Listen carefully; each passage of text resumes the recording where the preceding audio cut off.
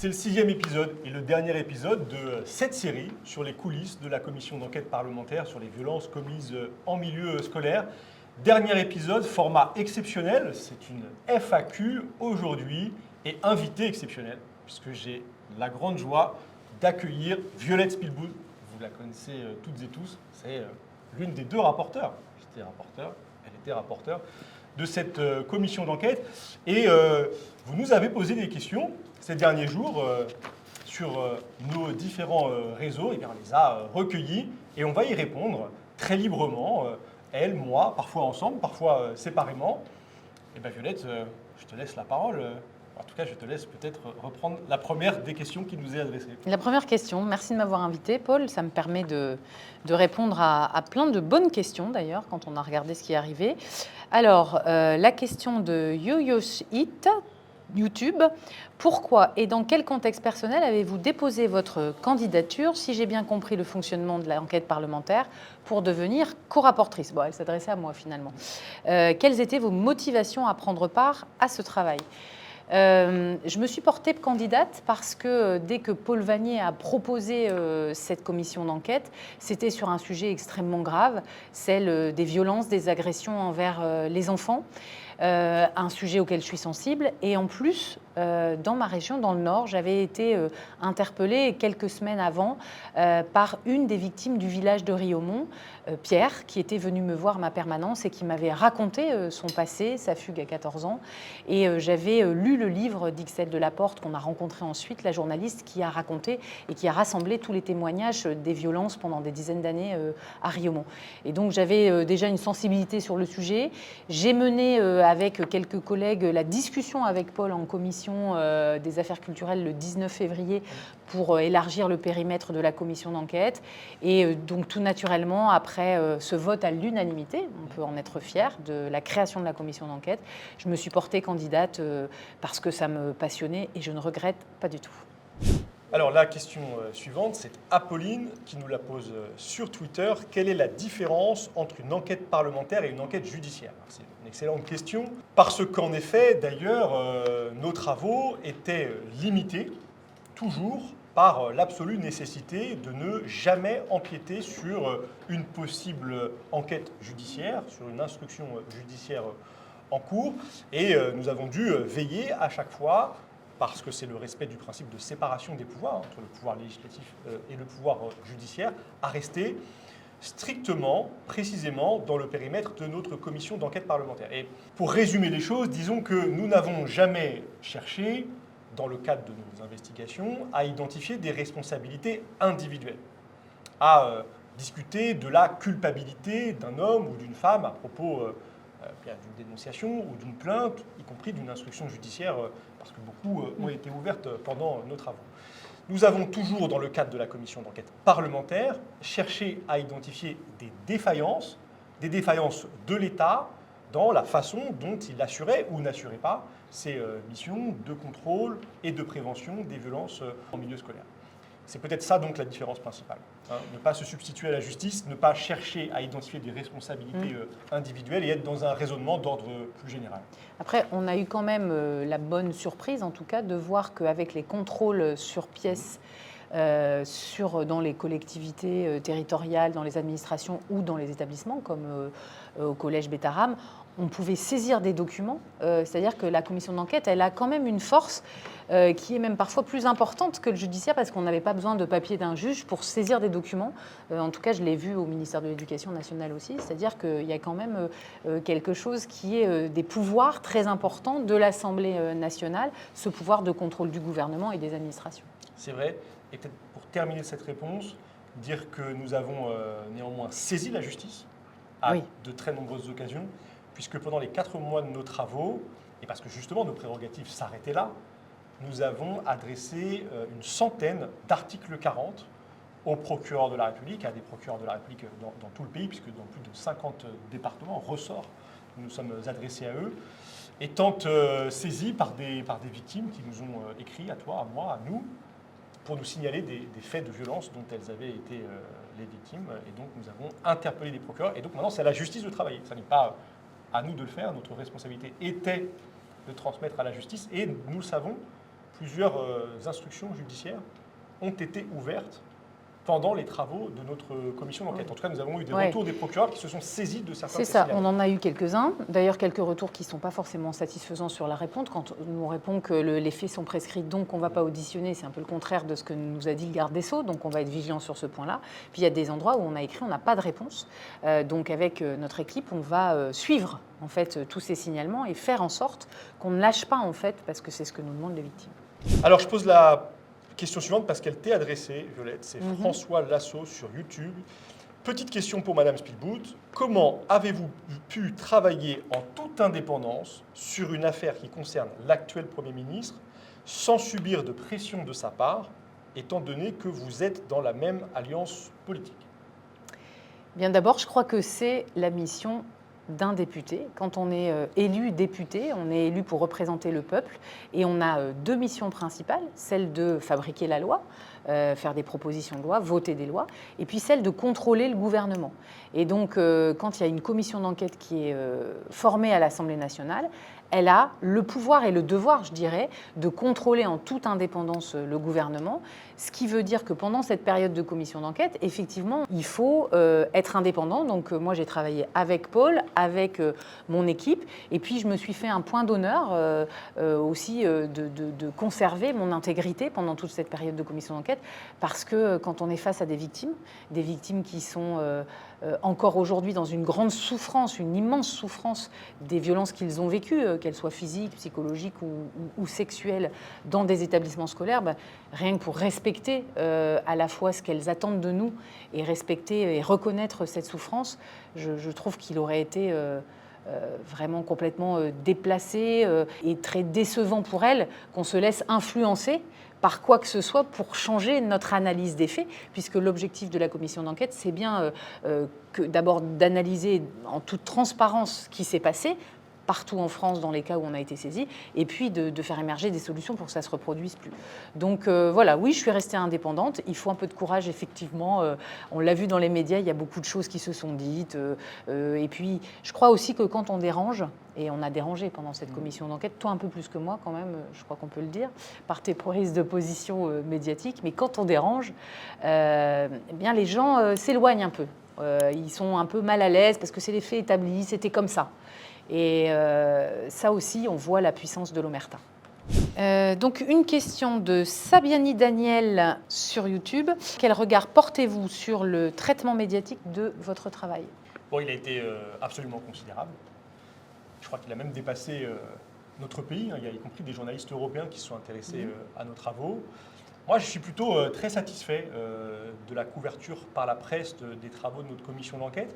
D'ailleurs, au passage, je veux dire que les journalistes ont largement contribué. Oui, d'abord, ça vient d'un article de Mediapart, cette histoire, même si des journalistes avaient antérieurement déjà travaillé sur cette affaire Betaram, dès 2024, la presse locale aussi, plutôt encore. Je veux saluer ce travail des journalistes d'investigation, des journalistes spécialisés, parce que c'est aussi eux qui ont contribué à faire émerger cette parole et cette question. Et puis, il y a eu comme un triangle un peu vertueux entre les victimes, la presse, et puis nous, comme députés qui portions une parole durant les 4 mois de nos travaux.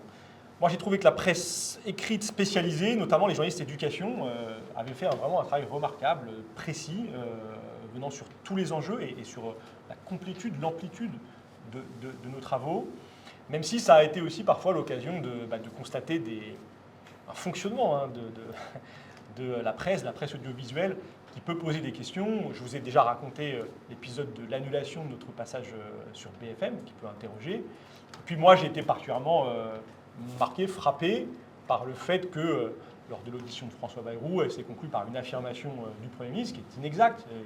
Il indiquait que je l'aurais soi-disant accusé d'avoir couvert des pédocriminels.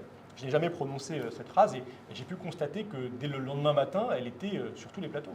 Et les journalistes la reprenaient telle qu'elle, comme si elle était vraie. Et ça, c'est dérangeant du point de vue de l'accès à l'information, du traitement de cette question fondamentale.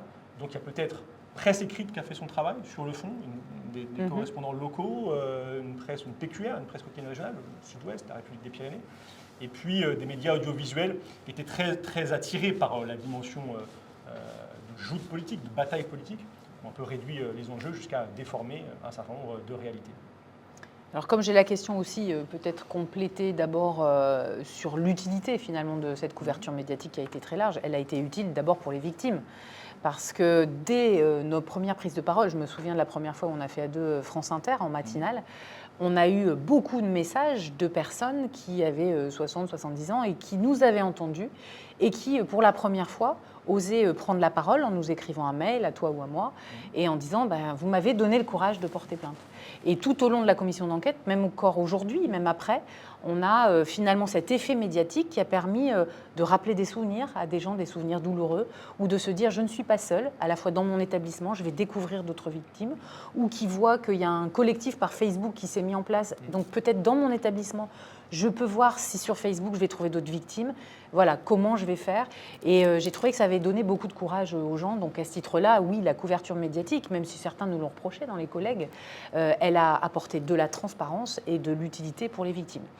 Après, je dirais que moi, j'ai été surprise d'une chose, il faut que je le dise, parce que ce matin, j'ai signé une tribune sur un article du JDD. C'est que moi, qui suis très intéressée à la Commission des affaires culturelles sur les sujets des médias, j'ai toujours accepté d'aller sur l'ensemble des médias, quel qu'il soit. Et donc, j'ai déjà répondu à des interviews du JDD. Je suis allée sur Europe 1, CNews de nombreuses fois, dans le groupe Bolloré. Et tout au long de la commission d'enquête, ce qui m'a frappée, c'est que je n'ai plus du tout été invitée à quoi que ce soit, sauf une fois de temps en temps pour commenter de l'actualité chaude. Mais sur la commission d'enquête, jamais invitée, jamais sollicitée, ni toi ni moi. Toi, c'est un peu plus classique, mais moi, j'ai vraiment vu la différence. Et quand on voit l'article du JDD sur les recommandations d'aujourd'hui, qui n'interviewe qu'un député du Rassemblement national, là, c'est tellement flagrant que ce biais idéologique, il va même jusqu'à une orientation totale de l'analyse des faits, qu'on ne peut pas dire que c'est de la désinformation, mais on voit à quel point chaque média a un rôle et a une influence sur le traitement de ce qu'on fait en politique. Et puis peut-être, dernière chose, heureusement que les journalistes sont là pour l'investigation, parce que nous, en commission d'enquête, on est là 3 mois, et il y en a beaucoup qui avaient déjà commencé de nombreuses années avant, et finalement, ils se disent, il y a cet aller-retour qui nous permet de continuer le travail et d'approfondir l'enquête. Exactement, et d'ailleurs, on a souhaité mettre en annexe de notre rapport beaucoup de documents, des documents que nous avons saisis, qui du coup deviennent publics et qui peuvent permettre à des journalistes de poursuivre un travail d'enquête, d'investigation. Alors, c'est encore YouTube, Roch Dumas 1013. Excellente idée cette FAQ avec Violet Spielbout, oui je sais. Bravo et merci à tous les deux pour ce travail. Une question pour cette FAQ, je comprends bien qu'il y a des équipes qui travaillent avec vous et que Madame Spielbout et vous êtes la face visible de cette commission d'enquête. Est-ce que vos équipes respectives ont travaillé chacune de leur côté ou bien ont-elles fusionné de la même façon que vous, les deux co-rapporteurs, êtes apparus pendant cette période? D'abord, oui, c'est un travail d'équipe. Et vous avez vu, Violette et moi, bien sûr dans notre responsabilité, mais on est entouré par nos cabinets respectifs qui nous ont accompagnés durant ces 4 mois, qui ont abattu un travail absolument considérable, parce qu'il faut préparer ses déplacements, il faut préparer ses auditions, et puis il faut plonger dans les 10 000 pages de documents que nous avons saisis. Et ça, ça demande une organisation, de la rigueur, et nos cabinets ont joué un rôle majeur de ce point de vue-là. On était aussi accompagnés de 2 administrateurs de l'Assemblée nationale, qu'on veut vraiment saluer parce qu'ils ont fait un travail remarquable. Et nos équipes, d'ailleurs nos 2 cabinets, mais aussi en lien avec les administrateurs, ont, je crois, parfaitement travaillé ensemble, ont échangé très régulièrement, ont notamment assumé le suivi de tous ces témoignages que l'on recevait, et puis préparé des rendez-vous très importants, le lien avec la presse. Tiffaine, de ton cabinet, Clémence, du mien notamment, ont joué de ce point de vue-là un rôle central et de coordination permanente. Et pour compléter, je crois que ce que vous voyez dans l'échange qu'on a là en direct finalement avec les spectateurs, auditeurs, abonnés, qui montre qu'il y a une confiance qui s'est établie entre nous pendant ces mois de travail, dès le début, assez vite, on y reviendra peut-être. Ça a été la même chose entre nos équipes. Et moi, c'est peut-être ce qui m'a le plus surpris sur la méthode de travail ensemble, c'est qu'assez vite, on a trouvé un mode de fonctionnement très réglo. très réglo. On n'a pas toujours été d'accord sur tout, sans grand conflit, mais on a réussi plein de fois à faire du compromis. Et c'est d'ailleurs ce qui me revient de l'extérieur quand les gens me parlent de la commission d'enquête, c'est cette capacité qu'ont eu les 2 députés et finalement leurs équipes, parce que c'est un travail d'équipe, à travailler ensemble réellement. Et même des fois, on me dit, mais en vrai, est-ce que tu peux nous le dire si en vrai, quand il n'y a pas la caméra, vous entendez bien? Eh bien oui, je crois que oui, Clémence, Mathilde, mais aussi Mohamed, tous ont vraiment voilà, travaillé avec même un enrichissement mutuel. Et je pense que c'est pour ça qu'on a eu une commission d'enquête efficace. Alors, Philippe Fa, sur Twitter, nous demande si nous sommes devenus amis. Alors non, nous ne sommes pas devenus T'es amis. sûr? En tout cas, c'est peut-être un peu trop tôt encore pour le dire. Mais on ne se connaissait pas. C'est peut-être important de le dire. Enfin, moi, je t'identifiais, mais on n'avait jamais travaillé ensemble, on n'avait jamais même partagé un texte de loi où l'un et l'autre, on avait pu observer les interventions de l'un ou de l'autre. Et ça s'est très vite bien passé entre nous. Et c'est sans doute une des explications à la réussite de cette commission d'enquête. Parce que, alors je ne sais pas si c'est un moment fondateur d'une amitié, mais en tout cas c'était un moment fondateur d'une relation de 2 rapporteurs à l'occasion du premier contrôle que nous avons effectué ensemble au ministère de l'Éducation nationale. C'était quasiment au lendemain de notre nomination, désignation, élection. Et nous nous rendons sur place en prévenant 1 heure à l'avance de notre arrivée. Et nous rencontrons là le directeur de cabinet de la ministre Elisabeth Borne, qui est un peu surpris de notre arrivée et qui va, disons, un peu discuter de notre capacité à mener ce contrôle et à notamment saisir rapidement des documents. Et nous ne nous étions pas préparés à cette hypothèse, pas concertés avant donc, ce moment. Et tout de suite, moi j'ai constaté que Violette Spilbout, que je ne connaissais donc pas, et qui est, vous le savez, une députée EPR du groupe macroniste, eh bien, faisait respecter les prérogatives de la commission d'enquête. Et devant ce directeur de cabinet, intervenait au fond comme moi je le faisais, comme co-rapporteur, pour nous permettre d'aller au bout de nos prérogatives. Et ce moment, il a été très important parce que d'abord, il nous a permis de saisir des documents, mais moi, il m'a indiqué que Violette était déterminée à agir dans l'intérêt de la commission d'enquête, avec une indépendance qui depuis ne s'est jamais démentie. Et ça a créé un climat de confiance, de respect, et puis ça a permis aussi de mettre de la liberté dans ces 4 mois de travaux, parce qu'on ne s'est jamais, elle et moi, on ne s'est jamais rien interdit, on s'est écouté, on a fait des propositions que chacun a reçues, et je crois que ça a été utile, cette relation de confiance, cette liberté qu'il y a eu dans nos travaux. Elle a aussi permis à ce que nos différences soient utiles à la commission d'enquête. Et moi, j'ai toujours trouvé pertinent le fait que tes questions étaient différentes des miennes, tes réactions différentes des miennes. Alors là, vous voyez, je reste vraiment sur la dimension rapporteur. Vous voyez, je ne vais pas vraiment au fond, pas assez dans la coulisse, même si je dois vous dire que j'ai apprécié partager des repas, notamment avec il fait très attention à ce qu'il mange. À l'occasion voilà, de notre déplacement. Et je crois qu'on a même la perspective d'un nouveau rendez-vous à Lille bientôt, autour d'une occasion de présenter nos travaux bientôt. Et puis, alors amitié, oui, c'est peut-être un grand mot, mais en tout cas, moi je crois qu'on est des collègues qui maintenant savons travailler ensemble et se respecter. Ça, c'est venu assez naturellement comme tu l'as raconté. C'est venu aussi parce qu'on a des équipes formidables qui ont encouragé en fait et qui ont été aussi les artisans de cette confiance. Et puis, parce qu'on est travailleurs tous les deux, très engagés tous les deux. On sait s'écouter et je pense qu'on s'est trouvé en termes de méthode de travail aussi. J'aurais pu tomber sur quelqu'un de plus susceptible, de flemmard, qui veut ne faire que de la communication et pas travailler derrière. Voilà, on aurait pu avoir l'un sur l'autre des a priori. Et moi, en tout cas, ça m'a été très utile, puisque si même j'accepte de faire cette FAQ sur une chaîne qui est celle d'un député LFI, c'est parce que ça m'a fait aussi évoluer dans Alors je dirais le sectarisme, j'imagine mutuel, parce que quand tu viens de dire macroniste, tu l'es un peu, mutuel qu'on peut avoir entre les élus de nos groupes respectifs. Et je trouve que c'est intéressant parce qu'on est au fond, vraiment au cœur de ce qu'est l'engagement politique et la façon de faire la politique. Donc, amis, peut-être bientôt un jour. Alors, Madame Villebois sur Twitter nous demande quelle est notre plus grosse découverte pendant une audition.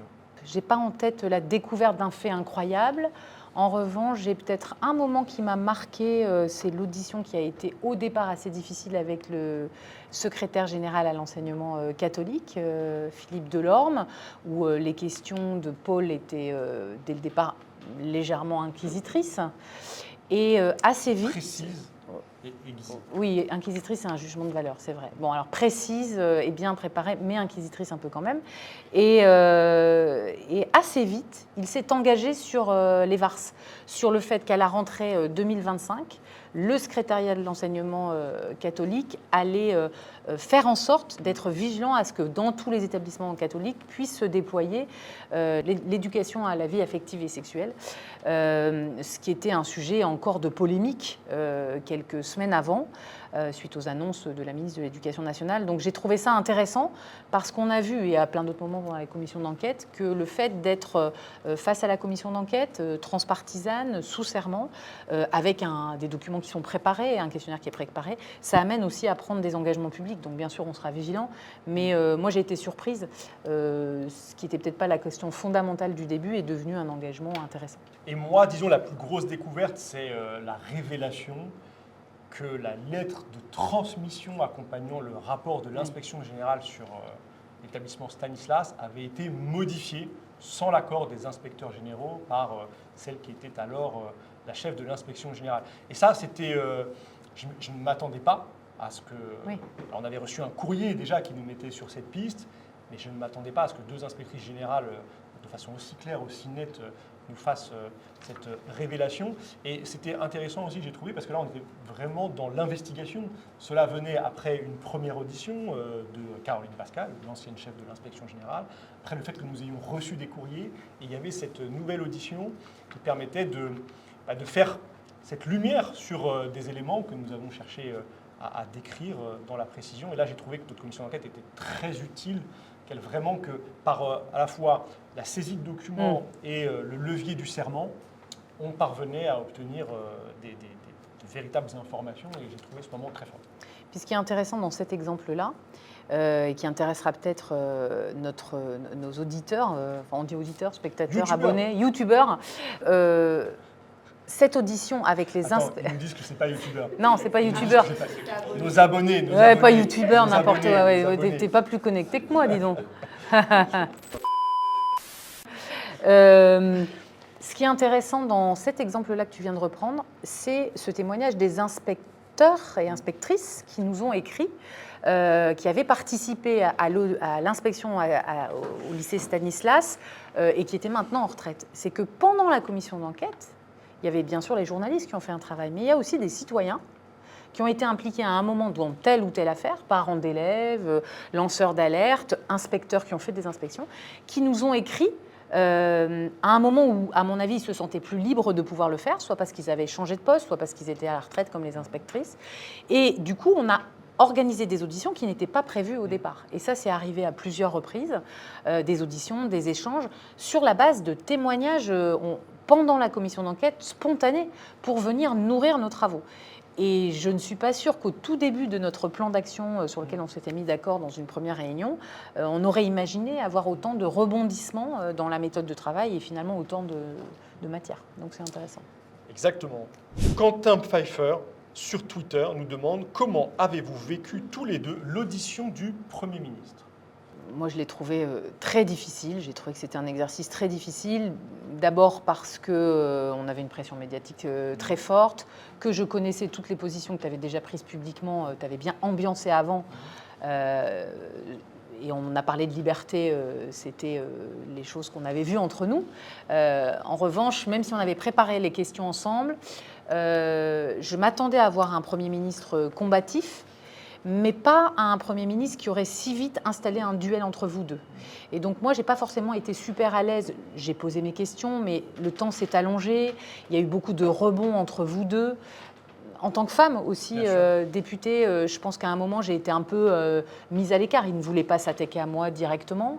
En même temps, il remettait en cause les prérogatives de la commission d'enquête ou la légitimité, les bonnes intentions de notre action.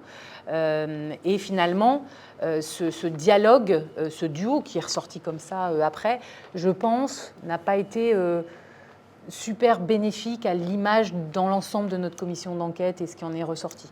Donc voilà, un moment un peu difficile et contrariant pour moi, mais bon, après c'est un moment parmi 40 auditions au total, 150 personnes auditionnées, et c'est un des éléments de nos travaux, mais c'est pas le seul. Ouais, c'est une audition sur 40, c'est toujours utile de le rappeler. Moi aussi, j'ai vécu ça comme un moment pénible parce que, en fait, cette audition, je l'ai trouvée décevante.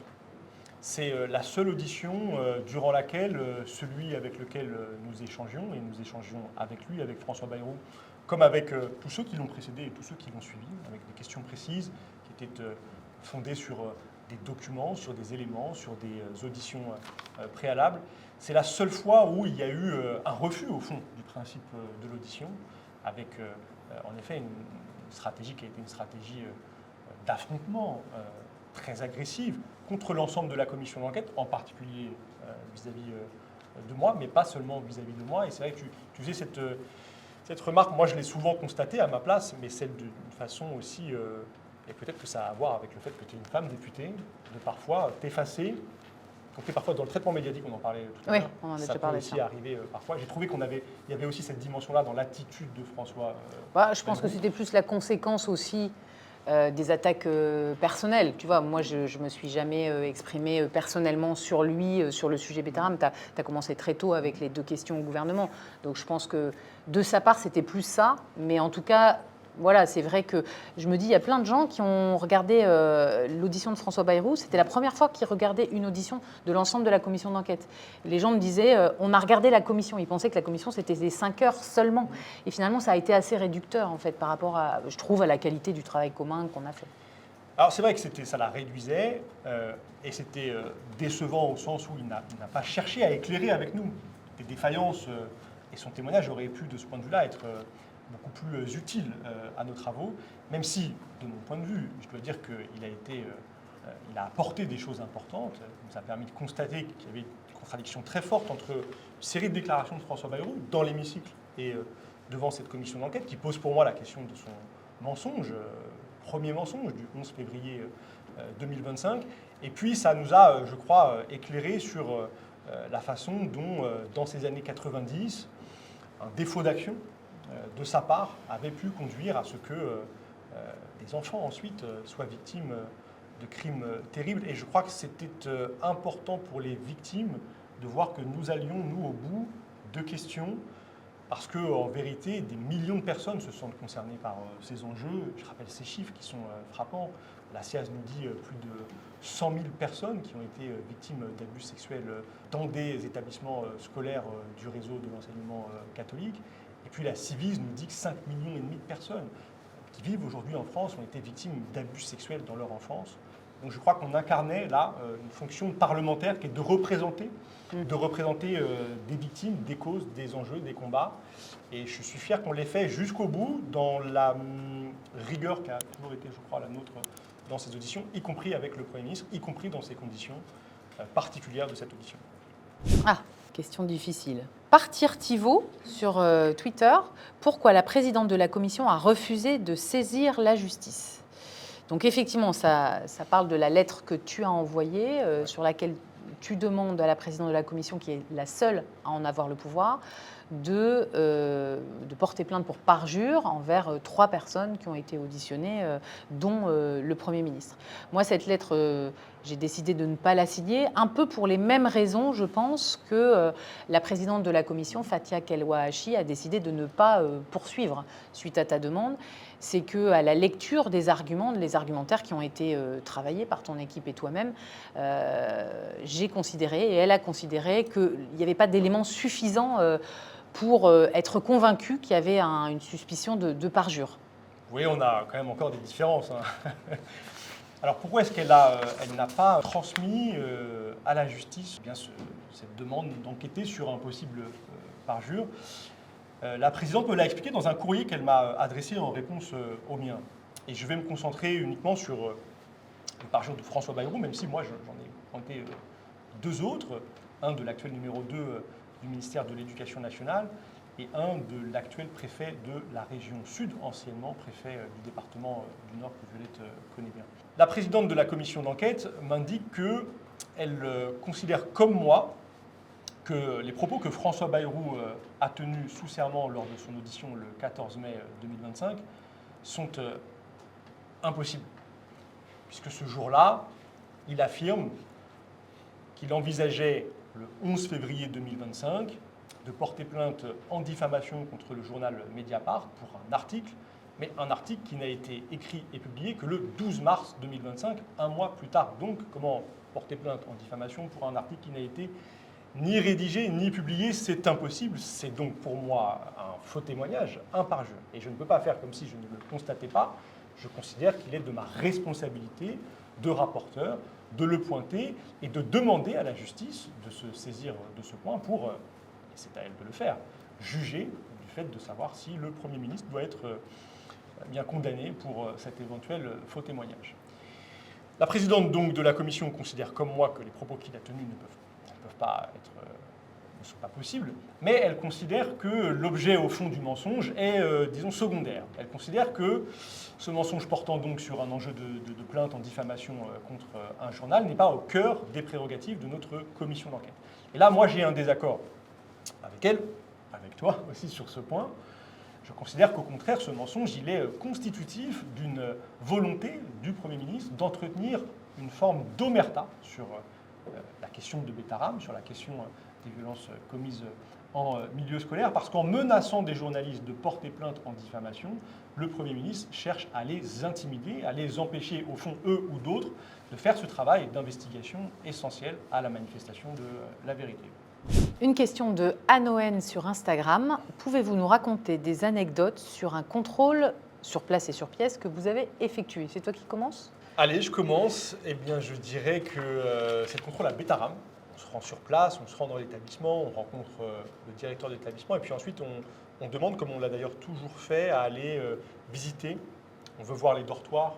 Alors ils ne sont plus là, mais on est dans les espaces de l'époque, ça nous permet d'appréhender un certain nombre de choses. Et puis on va aux archives. Et alors les archives de Betaram, c'est vraiment une toute petite pièce. Il y a presque des toiles d'araignée.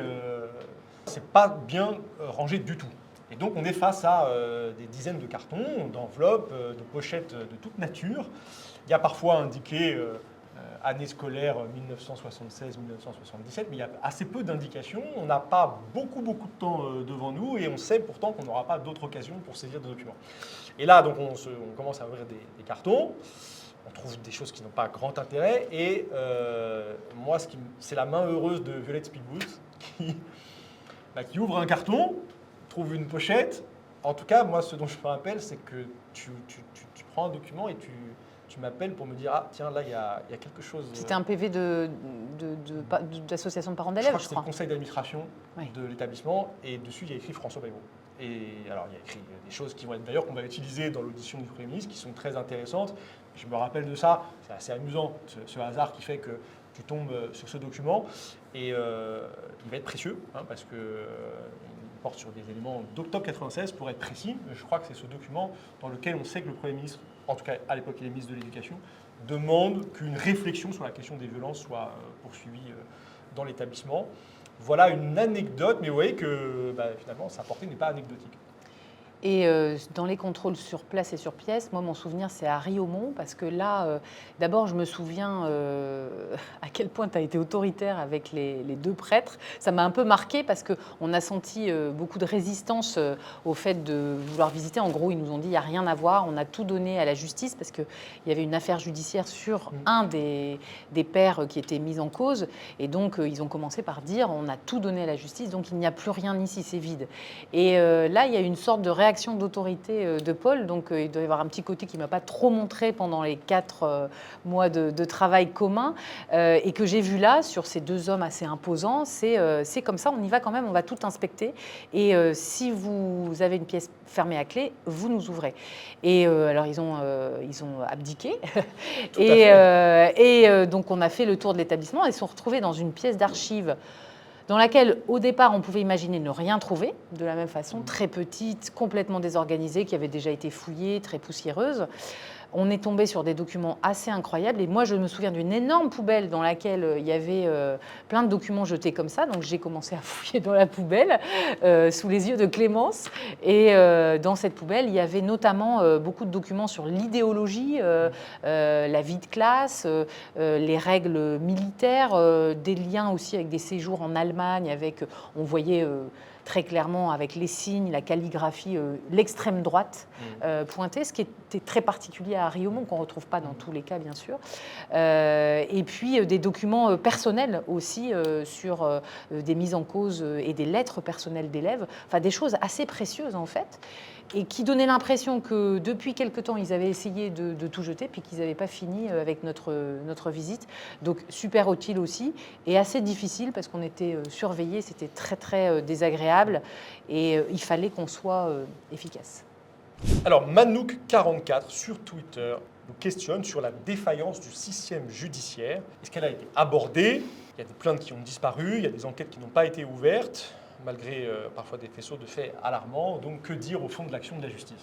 Moi, je dis que l'action de la justice, elle est fortement mise en cause, à la fois dans notre rapport et sur ce sujet du contrôle de l'État, parce que la justice, elle est là pour réparer quand il y a faute.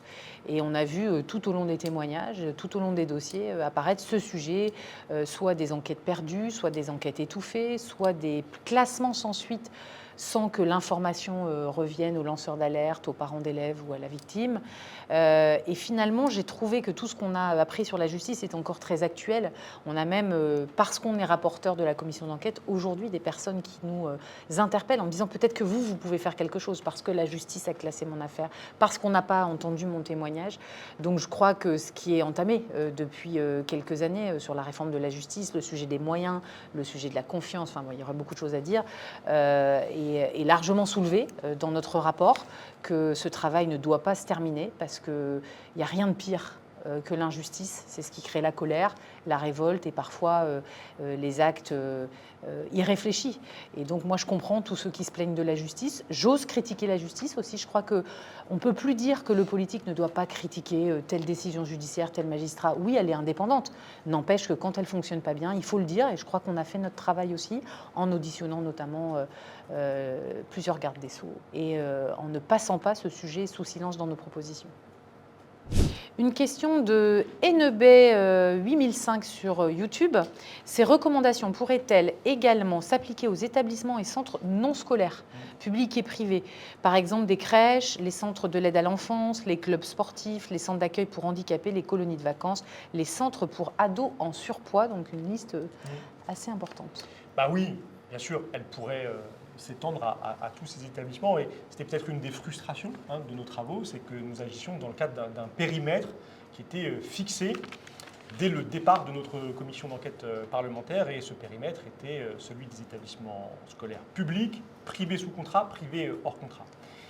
Et dès lors que nous allions déjà sur le temps périscolaire, que nous pouvions être amenés à questionner l'intervention de telle ou telle association, de la pratique par un élève dans un établissement sportif, il y a des mécanismes qui pouvaient être interrogés, questionnés, mais ça n'était pas notre prérogative que d'aller investiguer et de faire des recommandations précisément pour ces autres dimensions du temps des enfants, de la vie des enfants. Mais bien sûr qu'il y a des points communs. Par exemple, je pense à la question du contrôle d'honorabilité de tous les adultes qui sont au contact des enfants, à l'école et en dehors de l'école. Nous avons fait des recommandations pour que tous ces adultes aient un accès à un contrôle de leur casier judiciaire, consultation d'un fichier qui s'appelle le FIGES pour s'assurer qu'il n'y a pas eu de condamnation pour violence sur mineurs. On pourrait appeler, c'est déjà le cas d'ailleurs dans certains domaines, à ce que ce contrôle d'honorabilité soit élargi, étendu, systématisé à tous les adultes qui sont en contact avec des enfants. Sur ce qui est enfance, famille, tous les autres sujets où il y a des enfants, l'idée d'avoir des dispositifs de signalement et de traitement et de retour à celui qui lance l'alerte qui fonctionnent bien, qui sont rapides, 24/24 et qui sont suivis à la fois sur le plan judiciaire et administratif, et que les procès soient harmonisés entre les différents ministères, c'est certainement un sujet sur lequel l'exécutif doit tendre. Et donc oui, il n'y a pas que l'école. Abdel sur Twitter qui nous demande comment peut-on expliquer que l'éducation nationale n'a pas la possibilité de résilier des contrats et que cette prérogative n'est donnée qu'au préfet. Alors aujourd'hui, c'est dans la loi, c'est comme ça. Après, je pense que quelque part, elle a quand même la prérogative. C'est-à-dire que si le recteur ne peut pas lui-même résilier un contrat d'association entre un établissement et l'État, il peut, par des inspections, par des demandes, y compris écrites au préfet, par des rapports, tout à fait pousser le préfet à le faire. On l'a vu dans certains établissements, notamment musulmans. On l'a vu aussi dans des échanges sur l'Immaculée Conception à Pau, où il y avait eu des manquements graves et où la question s'est posée. Et donc, nous, ce qu'on dit dans le rapport, c'est qu'il faut que ces pouvoirs soient recentrés sur le recteur, parce que c'est bien à l'éducation nationale que revient la prérogative, même si elle s'entoure d'autres administrations, de décider si les règles sont bien respectées, à la fois sur le plan pédagogique, financier et aussi sur la vie scolaire. Exactement, et je me permets, alors tu vas dire que je suis obsédé par François Bayrou, mais je t'assure que... Peut-être un peu quand même.